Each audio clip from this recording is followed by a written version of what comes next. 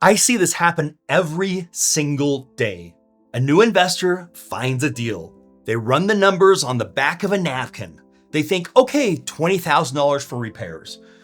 They buy the house. 3 weeks later, they realize the electrical shot and the entire breaker box needs to be replaced. The foundation has shifted and the simple kitchen update just turned into a $75,000 gut job. Suddenly, that $40,000 profit check they've been dreaming about is completely gone. Now, it didn't vanish into air, it vanished into the walls of the house because they were guessing. If you're treating your rehab budget like a rough estimate, you are not investing, you're gambling. I'm Ryan G. Wright, the CEO of The Investor's Edge, and I've been flipping houses since 2000, over 25 years, and I have learned that the difference between a bankruptcy and a bank deposit usually is the rehab budget. And in this video, I'm gonna open up my rehab calculator and I'm gonna walk you through the 5 things you must consider before you ever make an offer. We aren't going to use guru math. We're going to use real data. Let's get to work. The first mistake we see is using national averages.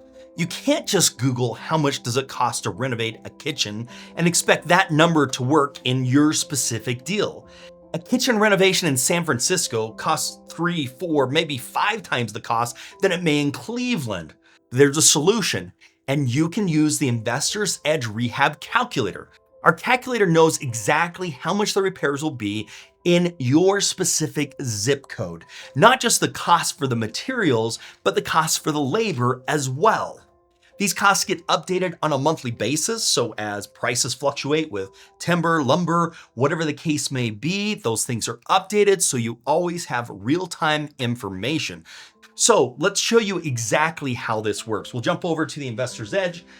Okay, so the first thing you're gonna do is come and save this property. We can only run a report on a specific saved property, again, because we want the localized data for that specific area. Once we've saved that, then we can come to tools and we can go to our rehab calculator. With there, you can look at the square footage, the bedrooms and the bathrooms, so we can transfer that information over. So this is 5 beds, 3 baths. So we'll come back, whoops. We'll come over here, we'll estimate a new project. Bedrooms, 5. Bathrooms, 3. Let's take a look here. This one's actually on the market. Living area, 2476. Building area, 2562. 2476 is what we're gonna put in here. 2476. Let's see, this is a multi-level, it looks like. Yeah, put this in as a 2-story. And let's see, year built is going to be 2019. So this isn't a super old house. I just picked this house at random, guys. Okay, so single family. What type of quality are we going to do? A builder's grade, a builder plus, a custom, a designer, a basic? I'd probably do a builder or a builder's plus. Depends. Now, what's going to determine how you do that is your comparables, which one of the things you can do is come and look at comparables and make determinations as to what that needs to look like. But right now, we're just talking about the pricing. So we're going to do good. Has a basement. We're going to say no. Attached garage. It's a 2-car garage. Moderate roof on the pitch. Okay. So now materials. You can come through and pick materials that you're going to want. Asphalt shingles, exterior siding. This is stucco. I think there's some rock on here. Is that stucco? No. That's we've got some rock and we've got some hardboard and we've got stone. Interior and we've got some carpet. Let's just update that. Okay, estimate project cost. This is a new project. Let's go. Let's make this happen. So now we've got the address so we can know exactly what's happening with this. And then we can come in. Now we can remodel by area or search popular projects. So let's just remodel by areas to make it super easy. There's multiple ways to do this. Let's say you come in and say, you know what, our electrical needs to be done. We know we're going to have to do the bathroom. We're gonna have to paint the exterior, let's say. And I didn't look at these pictures specifically. This is a newer house, so it doesn't look like it needs a lot to be done to this, but we're just using this as an example. Interior painting, and we need to replace the windows. So let's continue. Okay, so it's going to build this out for us. Okay, this is going to say exactly what it's going to cost us. This is going to be materials only, and this is going to be materials and labor. You've got to make sure that we're using materials and labor when we do this, and you have a complete price breakdown for everything that needs to be done on this property. So the full price of this is $57,000 for materials and $104,000 for the complete materials and labor. You can see a breakdown by cost for every single item that needs to be done here, and what it's going to cost to do. Install new plumbing fixture, remove existing vanity. Now, if you don't happen to have to do one of these, you can come back to the project editor and you can get rid of it. You can come here and say, you know what? We actually don't need that. Delete that item, no problem. Oh, we don't have to remove the molding. We're going to keep the molding. All right, delete that item, not a problem. And you can also do it by individual actions where you come in and say, we need to do concrete and we need to do slab, and we need to install a slab or remove a slab, and we're going to do a 2-inch, and you can do per square feet. We're going to do concrete stamped next, and we're going to do that on the exterior grounds of the property, and we're going to add that to the estimate, and that's automatically going to add. Again, these figures are updated as things happen, as things change. Materials and labor are updated based upon the area and what's happening with the current market pricing.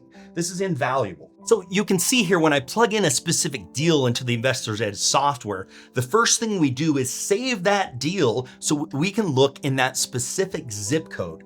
This tool pulls up local labor cost and material costs for that specific zip code. Now, why does this matter? Because labor rates fluctuate wildly. The cost of a plumber in a hot market is different from a stable market. If you're estimating $15,000 for a job that the local market demands $22,000 for, you just lost $7,000 of profit before you even got the job started. The fix? Stop using rules of thumb, like $20 per square foot. This is lazy math. You need to know exactly what materials and labor are going to cost on the street where the specific house sits. Now let's talk about point number 2, which is the silent killers. This is where most beginners get wiped out. They budget for the pretty stuff like the paint, the flooring, but they ignore the silent killers. I call these silent killers because you can't see them on a quick walkthrough, but they will absolutely destroy your budget. Let me give you an example. The foundation. When I analyze deals, especially in areas with clay soil or areas that have problems with foundations, I go straight to the exterior. I'm looking around. I'm looking in the brick for stair-step cracks. I'm looking in the mortar. If the mortar's solid, great.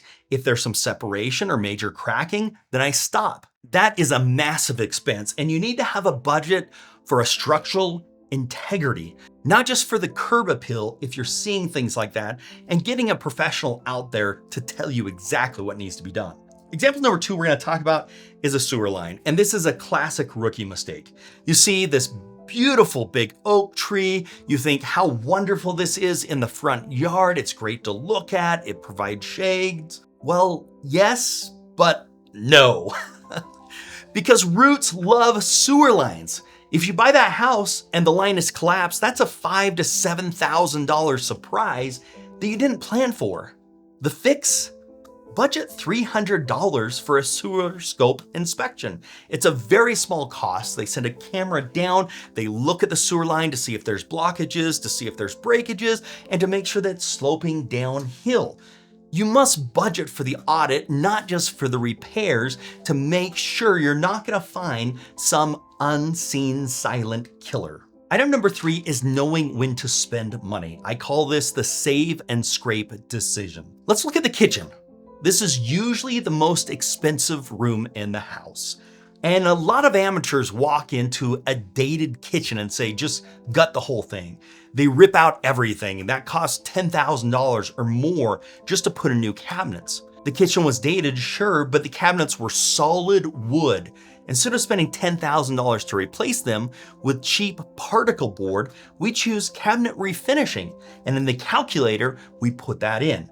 We find nice hardware, and we find great countertops that are butcher block rather than expensive granite.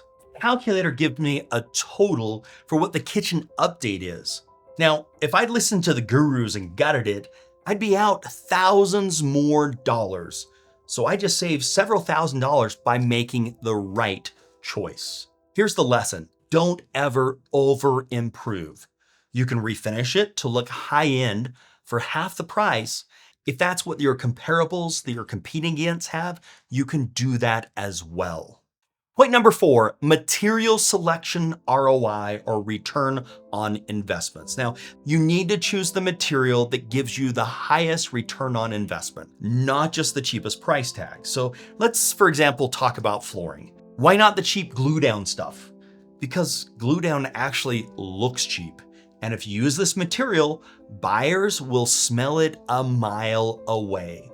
They will think, if I cut corners on the floor, where else did I cut the corners?